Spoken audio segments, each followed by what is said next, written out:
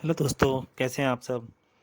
आखिरी दाव के पिछले भाग में आपने पढ़ा कि जब ध्रुव गिर रहा होता है तो करीम और पीटर आके उसे बचा तो लेते हैं, परंतु चैंपियन फिर भी नताशा को अपने साथ लेकर निकल जाता है। ध्रुव उन चारों के खिलाड़ियों का पीछा करते करते जर्मनी के बॉन शहर पहुंचता है, जहां उसको हर्ट के बारे में पता लगता है।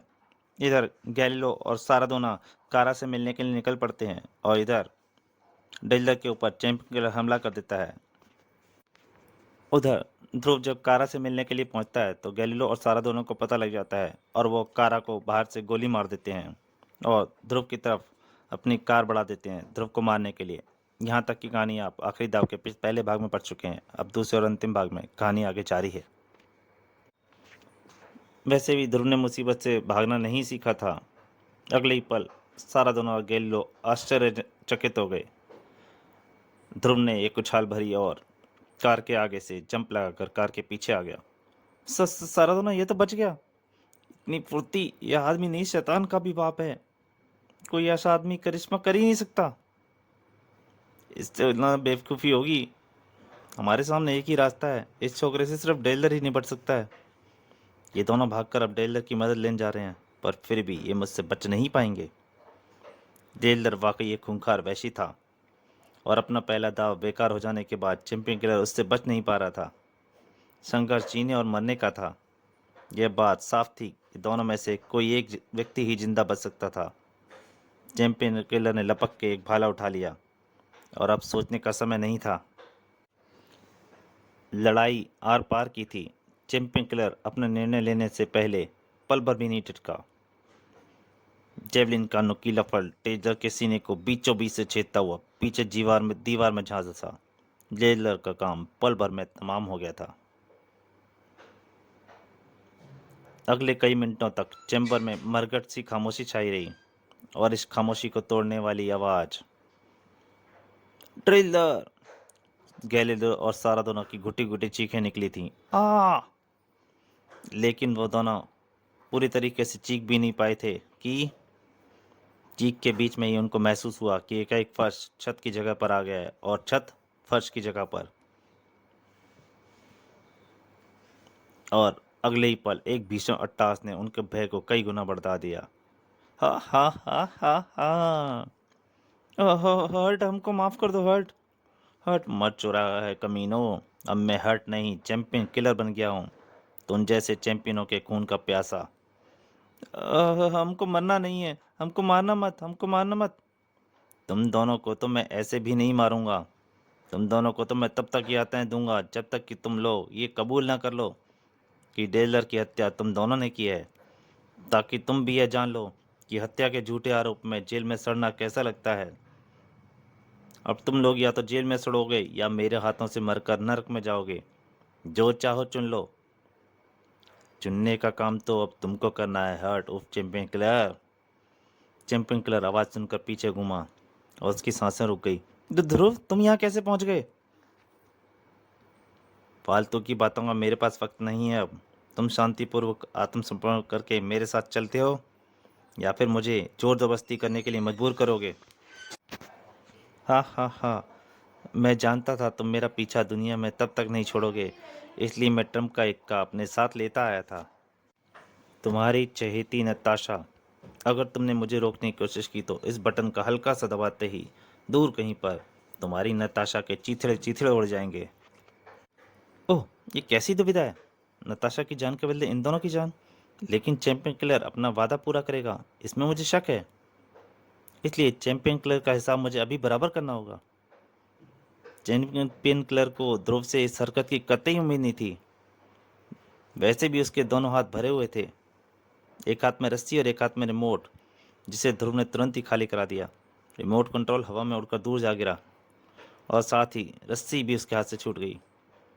हवा में कई मीटर ऊपर टंगे गैलिलो और सारादोना तेजी से नीचे गिरने लगे और उनके मुंह से चीख निकली। आ नीचे गिरने का नतीजा क्या होगा यह ध्रुव अच्छी तरह से जानता था। वह तेजी से रस्सी के दूसरे छोर की तरफ लपका और एक झटके के साथ साइदरा और गैलिलो हवा में रुक गए। चैंपियन किलर अब तक संभल चुका था। आ इसके अंदर तो जबरदस्त ताकत है। उसका एक घूंसा ध्रुव की पीठ पर पड़ा था। पहले ही वार में मेरा सिर घूमने लगा है, लेकिन इसका मुकाबला करने के लिए मुझे रस्सी को छोड़ना पड़ेगा, और मैं रस्सी को तब तक नहीं छोड़ सकता जब तक इसको कहीं बांध ना दूं। चैंपियन किलर का एक घूंसा और उसकी पीठ पर पड़ा। ध्रुव के मुंह से फिर चीख निकली, परंतु उसने तब तक रस्सी को बांध दिया था और सारा दोनों गैलीलो सुरक्षित थे। अब ध्रुव चैंपियन किलर का सामना करने के लिए आज़ाद था और उसकी एक लात चैंपियन किलर के मुंह पर पड़ी और उसकी एक चीख निकली, आओ! ये अपने बाएं हाथ का इस्तेमाल नहीं कर पा रहा है। लगता है इसको इस हाथ में कहीं से चोट लग गई है। चाहे जो भी कारण हो, इस बार पे मुझे फ़ायदा है। लेकिन चैंपियन किलर के पास और भी खतरनाक हथियार था, उसके स्पाइक शूज़। और ध्रुव के पास इस हथियार की कोई काट नहीं थी। तड़ाक! अब बचाव का सबसे अच्छा तरीका जवाबी हमला था। चैंपियन किलर को फिर संभलने का मौका नहीं मिला, लेकिन वंडर ड्रग के असर में होने से चैंपियन किलर की ताकत ध्रुव की ताकत से कई गुना ज़्यादा थी और ध्रुव इतनी देर तक लड़ने से थकान भी महसूस कर रहा था।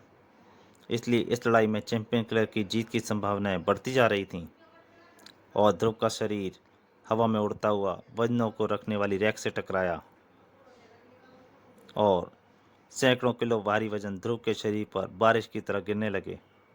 ध्रुव का शरीर उनके बोझ के नीचे दबता चला गया था। ध्रुव के लिए अपने शरीर को जमीन से 1 इंच ऊपर उठाना भी असंभव था। ऐसी स्थिति में ध्रुव के सिर पर खड़ी मौत का सहसा देखने के अलावा और कुछ नहीं कर सकता था। बूट की एक तेज ठोकर से ध्रुव का दिमाग बेहोशी के अंधकार में डूबता चला गया और जब उससे होश आया तब तक कमरे का दृश्य बदल चुका था। इसका नाम ध्रुव है, ये आपको कैसे पता चला? इसने मुझे खुद बताया था। और जब ध्रुव होश में आया तो होश में आने की बधाई हो मिस्टर ध्रुव। पुलिस आपके होश में आने का बेसब्री से इंतजार कर रही थी। दरअसल पुलिस को यह जानने की बहुत जल्दी है कि तुमने डेलर की हत्या क्यों की और गैलीलो और सारादोना कहाँ हैं। डेलर की हत्या मैंने नहीं, चैंपियन किलर हर्ट ने की है और गैलीलो और सारादोना को भी वही ले गया है। झूठ बोल रहे हो तुम। इस इंस्टीट्यूट के अंदर तुम्हारे अलावा और कोई भारी व्यक्ति आया ही नहीं और हर्ट तो आसपास तक नजर नहीं आया। तो इसका मतलब है वह अब तक इंस्टीट्यूट के अंदर ही है। मुझे उसे ढूंढने आने दो वरना बहुत देर हो जाएगी। सॉरी मिस्टर ध्रुव, यहाँ के हालात देखते हुए हम आपको छोड़ नहीं सकते। मेरे पास बहस का समय नहीं है। अगर तुम मुझे नहीं छोड़ोगे तो मुझे अपनी राख खुद बनानी पड़ेगी। ध्रुव का गुस्सा इंस्पेक्टर के मुंह पर पड़ा और ध्रुव एक तरफ को भाग लिया। इसे पकड़ो, भागने मत।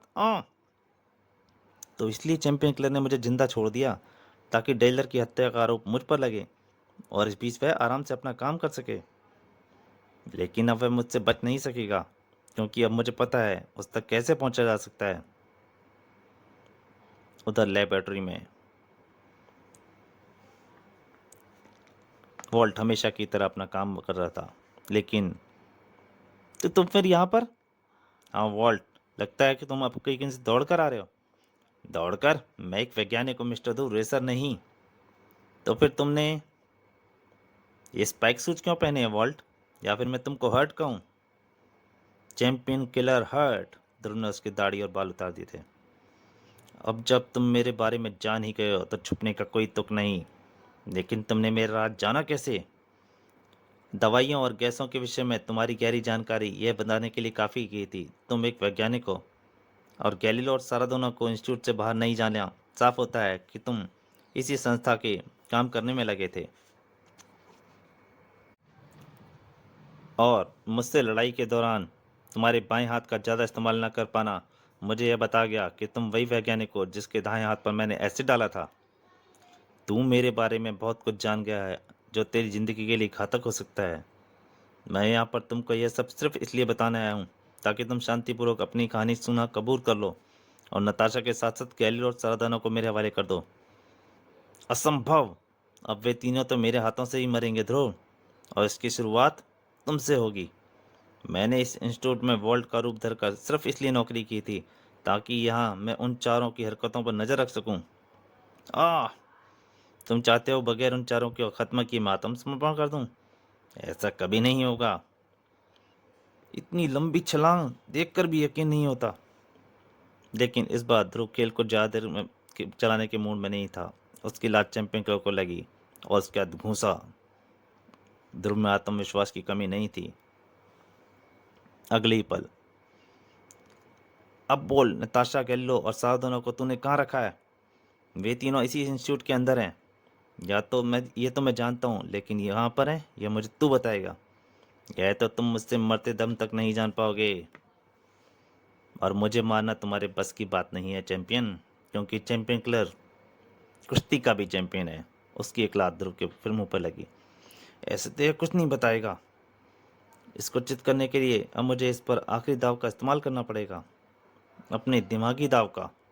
लेकिन चैंपियन किलर ने ध्रुव को वह दाव लगाने का मौका नहीं दिया। एक के बाद एक हथौड़े जैसे वह ध्रुव के शरीर पर पड़ते रहे, और आखिरकार ध्रुव के पैरों ने उसका साथ छोड़ दिया। बेश हो गया, हा हा हा। आज मेरे सारे दुश्मन एक साथ ही खत्म होंगे। अब तू यह भी जान पाएगा कि बाकी तीनों को मैंने कहाँ रखा है। वे सब यहाँ पड़े हैं इस कोल्ड स्टोरेज में, और यहीं पर तुम सबकी कब्र एक साथ बनेगी। हा हा हा। अब मैं इस कोल्ड स्टोरेज की इतना ठंडा कर दूंगा कि इन सब के जिस्म मरने से पहले ही अकड़ जाएंगे। थर्मामीटर का पारा नीचे गिरने लगा और शून्य तक पहुंच गया। -50 पर आकर थम गया। आज से मेरे सारे काम खत्म हो गए। मेरे सभी दुश्मन एक साथ ठिकाने लग गए। अब थोड़ी देर में जब पुलिस यहाँ पर आएगी तो उनको 4 अकड़ी लाशें मिलेंगी, और तब तक मैं अपने हेलीकॉप्टर में बहुत दूर जा चुका हूँगा। तभी पीछे से एक आवाज़ आई, मुझे तुम्हारे हवाई किलों को तोड़ते हुए बड़ा दुख हो रहा है। तुम्हारा कोल्ड स्टोरेज काम नहीं कर रहा है। मैंने उसका फ्यूज निकाल लिया है। तो तुम बाहर कैसे? मैंने तालों को खोलना, मेरे लिए ऐसे तालों को खोलना बाएं हाथ का काम है। यानी तुम बेहोश नहीं हुए थे? बेहोश होने का तो मैंने सिर्फ नाटक किया था, क्योंकि मैं जानता था बेहोश होने पर तुम मुझको भी वहीं लेकर जाओगे जहाँ पर तुम भी बाकी तीनों को रखा है। यही मेरा आखिरी दांव था, और इस दांव से तुम पटकर नहीं खा गए। तुम सचमुच, यह तेरा आखिरी दाव ही था छोकरे, क्योंकि इसके बाद कभी कोई दाव नहीं चला पाएगा। चैंपियन किलर गोद में भरकर ध्रुव की तरफ लपका, लेकिन ध्रुव का गुस्सा उसके मुंह पर पड़ा। परंतु चैंपियन किलर के लिए परिस्थिति अब जीने और मरने की थी, और इस वक्त उसकी हालत चोट खाए घायल आदमखोर शेर की तरह थी। यह तो मुझे जान के से ख़त्म कर देना चाहता है, और अगर मुझे जल्दी ही से रोकने का रास्ता न मिला तो अपने मकसद में कामयाब भी हो जाएगा। कोई रास्ता मिलने तक मुझे इसका मुकाबला करते रहना पड़ेगा। और ध्रुव ने उसको पैरों पर रखकर पीछे उछाल दिया। चैंपियन किलर का शरीर हवा में उड़ता हुआ पीछे रखे मोटे कांच के जाल से टकराया, और एक छनाके की आवाज़ के साथ गैस के बारे बादल ने चैंपियन किलर को हवा में लपेटे में ले लिया। ये क्या?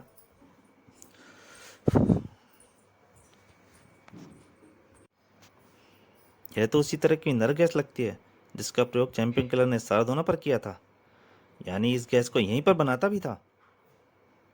मास्क होने के बावजूद भी चैंपियन किलर नर गैस के गहरे बादलों के असर से बच नहीं पाया, और तड़प कर लड़खड़ा कर नीचे गिर पड़ा। चैंपियन किलर जिस हथियार से दूसरों का खत्म करना चाहता था, उसने आज उसी को पंख बना दिया था। खेल खत्म हो गया था। और फिर बाद में सारादोना और गैलीलियो ने कारा का कत्ल कबूल कर लिया है मिस्टर ध्रुव, और यह भी साफ हो गया है कि डेल्डर का कत्ल हर्ट ने ही किया है। और आपकी सारी रिपोर्ट हमको इंटरपोल से मिल चुकी है। हमको अपने पहले के बर्ताव के लिए खेद है। मुझे भी अपने किए पर खेद है। मैं आज से ही अपने इंस्टीट्यूट और लेबोरेटरी को बंद कर दे रहा हूँ। गलत तरीके अपनाने का क्या अंजाम होता है यह मैं देख चुका हूँ। मुझे खुशी है कि आपकी आंखें खुल गई डायरेक्टर साहब। खेलों की प्रतिनिधित्व की भावना से नहीं, बल्कि खेल भावना से खेलना चाहिए। और फिर स्टार प्लेन भारत की धरती की तरफ चल पड़ा, लेकिन उसमें ध्रुव के साथ साथ नताशा भी थी।